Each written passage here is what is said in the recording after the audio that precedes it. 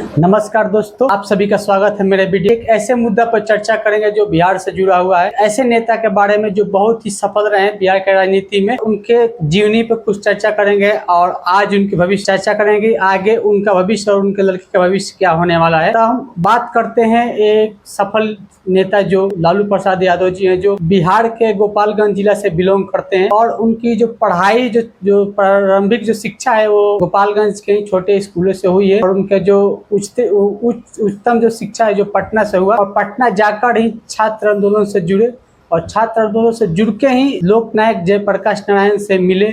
और वहीं से 1975 के इमरजेंसी के आंदोलन से पहले उनसे जुड़े और उनसे उसी टाइम से 1975 के इमरजेंसी में इंदिरा गांधी के खिलाफ उन्होंने मोर्चा खोला और उनके साथ में जैसे नीतीश कुमार है वो है और बहुत ही बिहार के सफल नेता रहे। वहीं से उनका ये जीवन जो चालू हुआ और फिर वहाँ से फिर जीते और संसद में आए, फिर बिहार के सीएम तक बने और सीएम बनने के बाद उन पे आरोप भी लगे, जो चारा घोटाला के आरोप भी लगे। फिर उनके बाद वो अपने पत्नी को भी सीएम बनाए और उसके बाद अभी प्रेजेंट में आते हैं तो उनके बेटे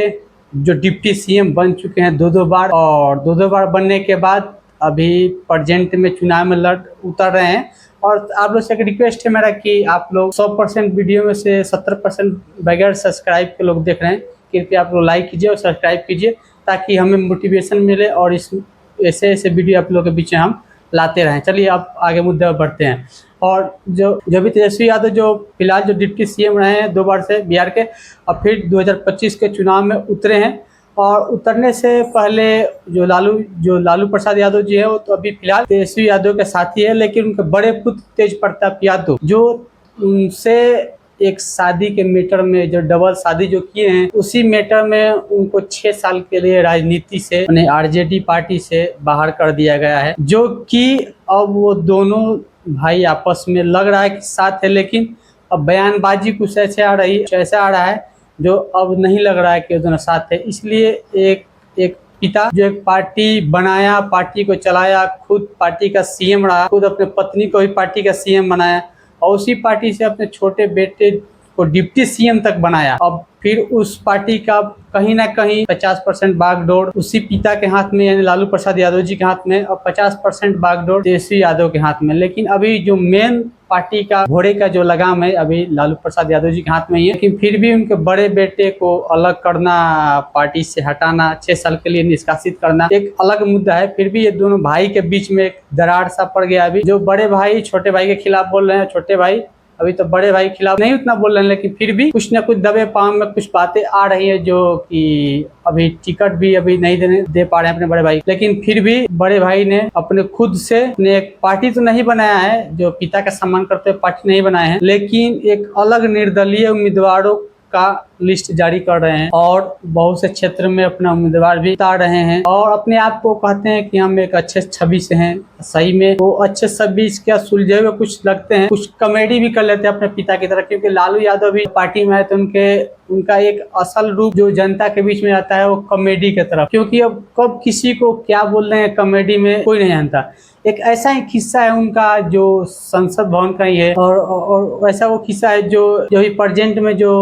बंगाल के जो मुख्यमंत्री है श्री ममता बनर्जी, उन्होंने कहा कि हमें रेल नहीं चाहिए, हमने रेल नहीं मांगा तो उन्होंने कहा कि हमें रेल नहीं चाहिए, तो लालू प्रसाद यादव जी ने कहा कि नहीं चाहिए तो नहीं मिलेगा। इसी पे पूरा संसद में हंसी आया, इसीलिए उनका भी एक जो जीवनी है थोड़ा हंसी मजाक से रहा है और हंसी मजाक का ही नेता है। लेकिन उनका जो जीवन में जो योगदान जो राजनीति में जो उन्होंने दिया है, जीवन काल का अपना योगदान दिया है, एक छोटे से घर से उठकर यहाँ तक पहुँचना और किसी अभी के टाइम में अभी तो है कि किसी के बाप कुछ है तो बेटा भी नेता में राजनीति में आता है, किसी का रिश्तेदार है तो भी राजनीति में आता है और दूसरे घर का नहीं। लेकिन अभी भी उनके घर में भी ऐसा ही है कि पिताजी सीएम रहे हैं तो बेटा डिप्टी सीएम तक आ गए हैं। लेकिन उनका जो जीवनी काल जो शुरू का था वो जीवन काल जो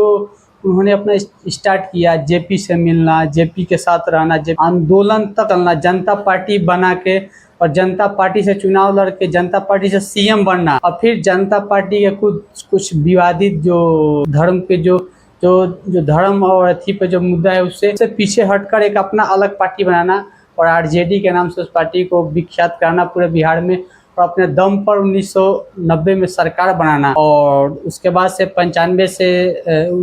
से लेकर 2005 तक ऐसा सरकार जो मिला जुला रहा। लेकिन 1990 में जो उनका सरकार था एकदम प्रॉपर उन्हीं का सरकार था, क्योंकि उसमें किसी पार्टी का गठबंधन तो नहीं था। और सबसे बड़ी बात यह है कि अब लालू जी थोड़ा वृद्ध हो गए हैं कि फिर भी उनका भी राजनीति में बोलबाला है। जो कुछ लोग भी कहते हैं, जो उनको मानने वाले हैं, जो उनको जानने वाले हैं, कहते हैं कि नहीं, एक बिहार का एक ऐसा नेता जो पिछड़ों को जो समाज में आने का मौका दिया, पिछड़े के आवाज बने, और उसी आवाज में पिछड़े लोगों को जो आवाज बन के उनको सम्मान दिलाया, ऐसा सब कहते हैं। और कुछ दिखाई भी देता है उनके विषय में ये बात। उन्हीं पे एक आरोप ये भी लगता है। आरोप क्या लगता है, ये उन्होंने खुद अपने मुंह से किया है। जो रथ यात्रा था, जो राम मंदिर जन्मभूमि का जो रथ यात्रा था, उन्होंने बिहार में अडवाणी जी का रथ यात्रा वो खुद रोके। वो कहते हैं, उस बात पर गर्व करते हैं कि मैंने दंगा होने से बचाया। लेकिन अब के बीजेपी उनसे इसी बात का टक्कर आता है कि उन्होंने प्रभु श्री राम का रथ यात्रा तक भी रोका है, इसलिए वो एंटी भी हो जाते हैं और कुछ सेकुलर भी हो जाते हैं। लेकिन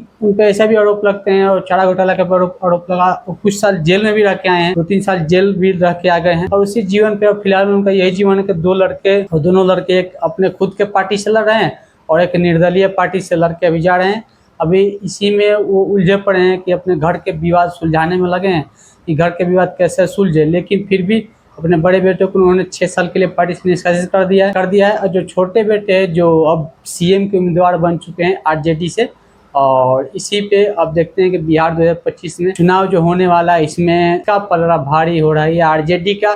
या बीजेपी यानी एनडीए का, या फिर जन स्वराज का यानी प्रशांत किशोर जी का। अब इसी पार्टी तीनों में से देखते हैं त्रिकोणीय जो मुकाबला हो रहा है, तो लालू जी अपना क्या भूमिका निभाएंगे, अपना क्या राजनीतिक एक्सपीरियंस देंगे। अब इस पे लालू जी का जीवनी पे अब जो भी इस पे कुछ करेंगे अपने आप से करेंगे, लेकिन अपने अनुभव से जो भी करेंगे, अब देखेंगे कि उनका क्या अनुभव रहता है।